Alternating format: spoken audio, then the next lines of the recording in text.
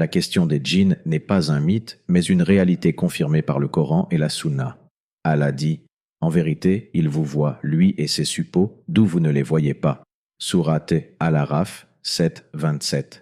Ces créatures invisibles nous entourent, observent nos faiblesses et profitent des brèches spirituelles que nous leur ouvrons. Mais comment entrent-ils réellement dans le corps humain? Quelles sont les portes que nous laissons ouvertes? Et surtout, comment les fermer avant qu'il ne soit trop tard? La négligence du dhikr, le rappel d'Allah. Imagine une maison plongée dans l'obscurité. Pas de lumière, pas de protection, seulement des murs vides. Que devient-elle la nuit venue? Elle attire les voleurs, les animaux errants et tout ce qui rôde dans les ténèbres. Voilà ce qu'est une vie sans dhikr. L'âme privée du rappel d'Allah devient comme cette maison, vulnérable, exposée, sans défense face aux djinns et aux tentations. Le prophète Passe nous a avertis clairement dans un hadith rapporté par Muslim. Quand un homme entre dans sa maison et mentionne le nom d'Allah en y entrant et en mangeant, le diable dit « Vous n'avez ici ni lieu où passer la nuit, ni nourriture. » Mais s'il entre sans mentionner le nom d'Allah, il dit « Vous avez trouvé un lieu où passer la nuit. » Et s'il ne mentionne pas le nom d'Allah avant de manger, il dit « Vous avez trouvé un lieu où passer la nuit et de quoi dîner. » Autrement dit, chaque moment d'oubli est une porte ouverte. Combien de fois entres-tu chez toi sans dire « Bismillah » ? Combien de repas commences-tu sans invoquer Allah ? Ces instants banals que nous croyons insignifiants deviennent en réalité des opportunités offertes aux djinns pour s'installer dans notre quotidien. Allah dit dans le Coran « Et quiconque se détourne du rappel du tout miséricordieux, nous lui assignons un diable qui devient son compagnon inséparable. » Sourate Az-Zukhruf 43-36. Ce verset n'est pas métaphorique. Le diable devient réellement un compagnon de route pour celui qui vit dans l'oubli. Le vide du cœur sans dhikr.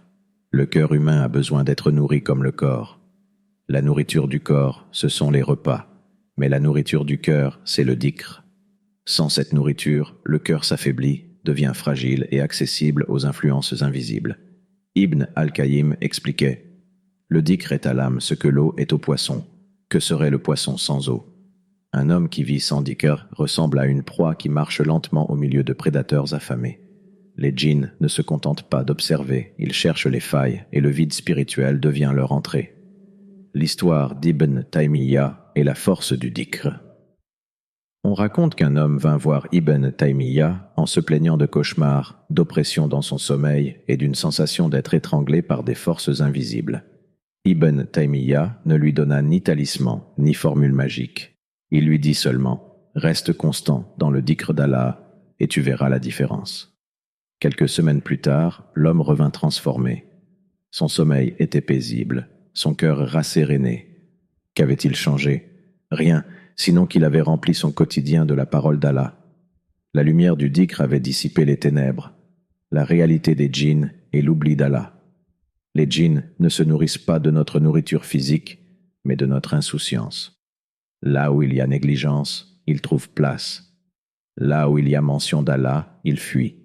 Le prophète a dit « L'exemple de celui qui invoque son Seigneur et de celui qui ne l'invoque pas est comme l'exemple du vivant et du mort. » Bukhari, Muslim.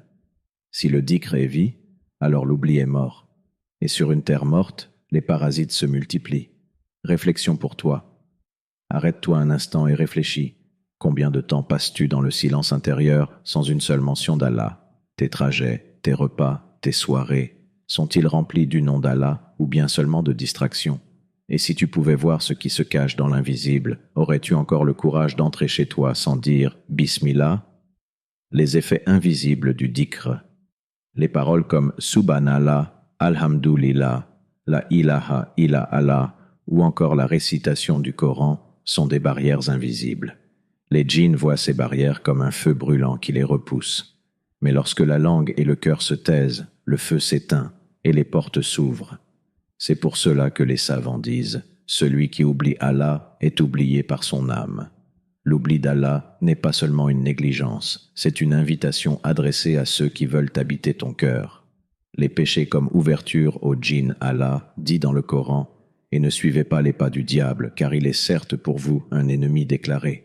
Il ne vous commande que le mal et la turpitude, et de dire contre Allah ce que vous ne savez pas. Sourate Al-Baqarah 268 à 269. Les pas du diable ne sont pas des pas physiques.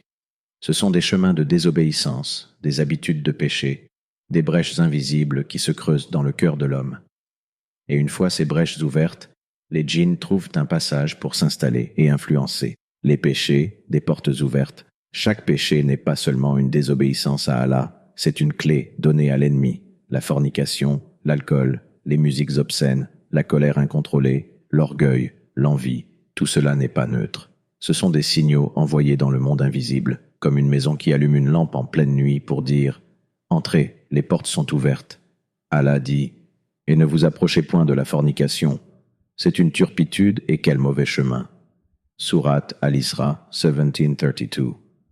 Pourquoi ce péché est-il décrit comme un chemin? Parce qu'il mène vers l'asservissement du cœur. Les djinns se nourrissent de la débauche, ils s'accrochent aux désirs incontrôlés. Le péché secret, une illusion de solitude. Beaucoup pensent, ce que je fais en secret ne regarde que moi, mais Allah voit. Et pire encore, les djinns aussi. Quand tu pèches en cachette, tu ne fermes pas la porte, tu l'ouvres en grand. Ton isolement apparent devient leur opportunité. Question pour toi. Si les djinns pouvaient t'observer en plein acte de désobéissance, et ils le peuvent, continuerais-tu à le commettre avec la même audace? Ou bien la honte t'arrêterait-elle? La colère, un passage invisible. Le prophète a dit, quand l'homme est en colère, le diable circule dans son corps comme le sang. Muslim. Remarque la précision, comme le sang. Cela signifie que la colère incontrôlée est une possession temporaire, une prise de contrôle des pensées, des gestes, des mots. Qui n'a jamais regretté une parole prononcée dans la colère? Cette perte de contrôle n'est pas seulement psychologique, elle est spirituelle. Un compagnon du prophète S raconta qu'un homme devint si furieux que son visage devint rouge et ses veines gonflèrent. Le prophète dit alors « Je connais une parole qui, s'il la disait, calmerait sa colère. Aoudou billahi min shaitan rajim. Je cherche refuge auprès d'Allah contre le diable rejeté. » Bukhari, Muslim. Le prophète ne l'a pas orienté vers une technique de respiration, mais vers une protection spirituelle, parce que la colère est une intrusion du shaitan.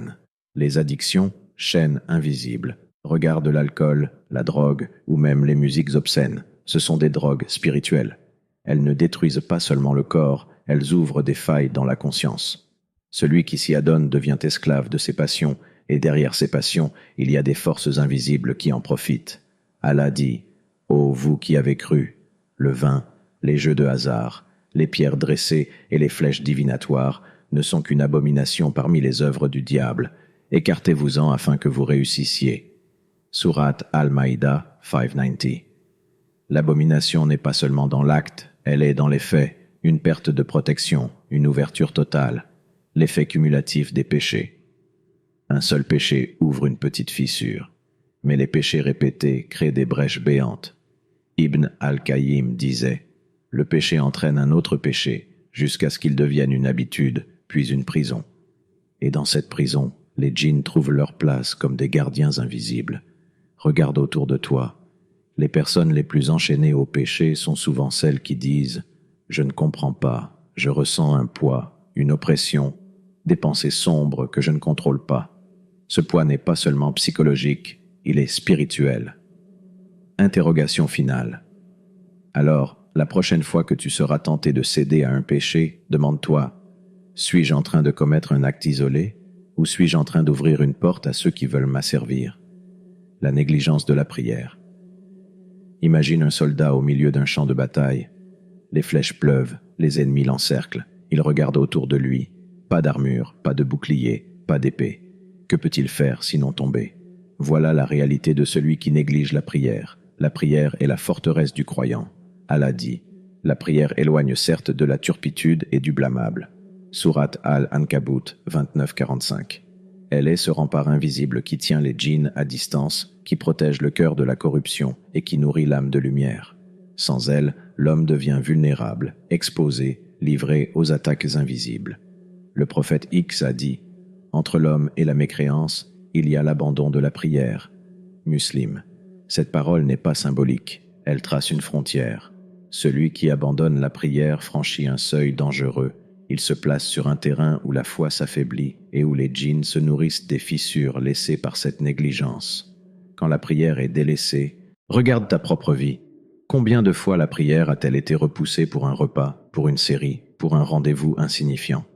Chaque prière manquée est comme une pierre retirée du mur de ta forteresse. Et quand assez de pierres manquent, les assauts deviennent inévitables. Certains disent « Mais je fais du bien, je donne en aumône, j'aide les gens, même si je ne prie pas. » Mais la vérité est simple. Sans la salat, toutes ces bonnes actions flottent sans ancrage. Allah a fait de la prière le pilier central, et sans pilier, une maison s'effondre. Le désert du cœur. Les djinns se nourrissent des âmes fragiles, et un cœur sans prière est comme un désert sans eau. Dans un désert, les prédateurs rôdent. La nuit, les bêtes sauvages s'y installent, car il n'y a personne pour les repousser. De même, une âme privée de salat devient un terrain où les influences invisibles se posent librement. Tu penses être libre, mais en réalité tu es observé, testé, entouré. Le shaitan n'a pas besoin de forcer une porte qui est déjà grande ouverte. Il s'y installe simplement. Histoire et réflexion. Un homme vint voir un savant en lui disant « Je ressens une lourdeur dans ma vie, comme si tout m'échappait. J'ai des angoisses, des insomnies, des échecs répétés. » Le savant lui demanda « Comment est ta prière ?» L'homme baissa la tête, il priait à peine. Le savant lui répondit « Ce que tu vis n'est pas étonnant. Tu as quitté la seule arme capable de tenir l'invisible à distance. Réfléchis, combien de fois, dans les moments où tu étais le plus fragile, tu as délaissé la prière, tu avais besoin de force, et tu as abandonné la source de toute force. Question directe. Quelle excuse donneras-tu à Allah pour les prières délaissées? Dirais-tu que tu étais fatigué, que tu n'avais pas le temps, alors que tu as eu le temps pour parler, manger, rire, scroller sans fin, mais pas 5 minutes pour ton Seigneur? Et surtout, penses-tu vraiment que tu pourras combattre les djinns sans la protection du Seigneur des mondes? Les lieux et pratiques impures. Les djinns ne vivent pas partout. Comme nous choisissons nos habitats, eux aussi ont leurs préférences. Et leurs lieux de prédilection sont bien connus. Les endroits impurs, sombres, abandonnés. Des lieux où l'on retrouve la saleté, le néant, l'absence de vie et de rappel d'Allah. Le prophète Tawbah nous a mis en garde contre certains espaces précis, les toilettes, les cimetières et les endroits désertés. Chaque fois qu'il entrait dans ces lieux, il disait « Ô Allah, je cherche refuge auprès de toi contre les mâles et les femelles parmi les diables. » Bukhari, Muslim. Ces paroles sont une barrière, mais combien d'entre nous les prononcent encore? Combien entrent dans les toilettes sans invoquer Allah? Combien traversent un cimetière en silence, sans supplication? L'oubli de ces invocations transforme ces lieux en terrains ouverts, où les djinns rôdent et trouvent accès. Les lieux impurs, une présence invisible. Les toilettes, par nature, sont des endroits impurs. Les djinns y résident parce que l'homme y est vulnérable. Il s'y dévait, il se distrait, il oublie. Le prophète Bakir nous a donc enseigné non seulement une invocation avant d'y entrer, mais aussi des règles de pudeur, comme ne pas parler ou rester plus longtemps que nécessaire. Chaque détail de la sunna dans ces moments est une protection contre ceux qui cherchent à nous nuire. Les cimetières sont un autre exemple.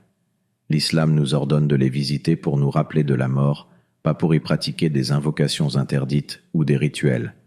Or, beaucoup tombent dans la superstition, allument des bougies, déposent des offrandes. Autant d'actes qui attirent les djinns. Et que dire des endroits abandonnés? Maisons vides, ruines, lieux sombres. Qui n'a jamais ressenti un frisson étrange en y entrant? Ce n'est pas seulement une impression psychologique. Ces lieux sont des refuges pour des êtres invisibles, et entrer sans précaution, c'est s'exposer à leurs influences. Les pratiques interdites, pactes invisibles. Au-delà des lieux, il y a aussi les pratiques, et certaines d'entre elles sont des invitations directes aux djinns. La sorcellerie, Allah dit. Or, certes, il savait bien que celui qui acquiert la magie n'aurait aucune part dans l'au-delà. Sourate Al-Baqarah 202. La sorcellerie est un pacte explicite avec les djinns. Celui qui s'y adonne vend une partie de son âme pour obtenir une illusion de pouvoir. Le spiritisme et les séances d'invocation, bougies, cercles tracés au sol, tentative de communiquer avec l'invisible. Certains appellent cela un jeu, mais ce n'est pas un jeu. C'est une invitation adressée à des forces qui ne cherchent qu'à enchaîner. Les voyants et devins, le prophète a dit « Celui qui va voir un devin et croit à ce qu'il dit a mécru en ce qui a été révélé à Muhammad Ahmad. Consulter un voyant, c'est confier ton avenir à un menteur inspiré par les djinns. » L'histoire d'un piège ouvert. On raconte qu'un homme vint voir un savant, se plaignant que sa maison était hantée, qu'il entendait des bruits étranges, voyait des ombres dans la nuit. Le savant lui demanda « Que fais-tu dans cette maison ?»